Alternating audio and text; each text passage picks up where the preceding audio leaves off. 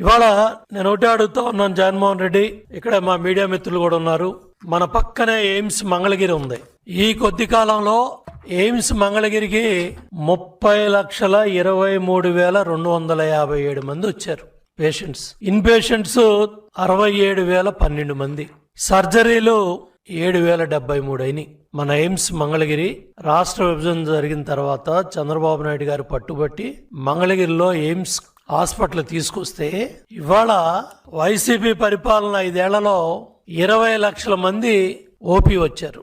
నీ 5 ఏళ్ల పరిపాలనలో మంచినీళ్ళు ఇవ్వటానికి చేతులు రాని జగన్ రెడ్డి సిగ్గుందా అని అడుగుతా ఉన్నా వైసీపీ నాయకులకి. సమాధానం చెప్పండి. 5 ఏళ్ల ముఖ్యమంత్రిగా మంచినీళ్ళు ఇవ్వటానికి ఎయిమ్స్ కి నీ చేతులు రాలా. మెడికల్ కాలేజీ మెడికోస్ ఉన్నారు, నర్సింగ్ విభాగం ఉంది, 100 మంది పిల్లలు చదువుకుంటున్నారు, 20 లక్షల మంది పేషెంట్స్ వచ్చారు. 20 లక్షల మంది నీ 5 ఏళ్ల పాలనలో. మంచినీళ్ళు ఇవ్వటానికి ఎయిమ్స్ కి చేతులు రాలా. చెట్టు నాటడానికి వెళ్తే అక్కడ సిబ్బంది అడిగారు, చంద్రబాబు నాయుడు గారు కట్టారు.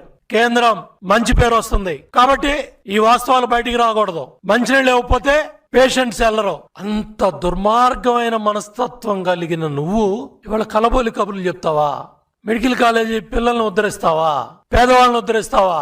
దగ్గర ఇన్ పేషెంట్లు 8,390 మంది ఇన్ పేషెంట్లు 5 ఏళ్లలో ఉన్నారు.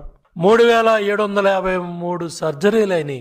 మంచినీళ్లు ట్యాంకర్లు పెట్టి కేంద్ర ప్రభుత్వ నిధులతో కృష్ణానది పక్కన ఎయిమ్స్ హాస్పిటల్ కి, ఎయిమ్స్ లో ఉన్న మెడికల్ కాలేజీ నర్సింగ్ పిల్లలకి ట్యాంకర్లతో నీళ్లు కొనుక్కొచ్చి పోసుకున్నారు ఎయిమ్స్ హాస్పిటల్ నడపటానికి.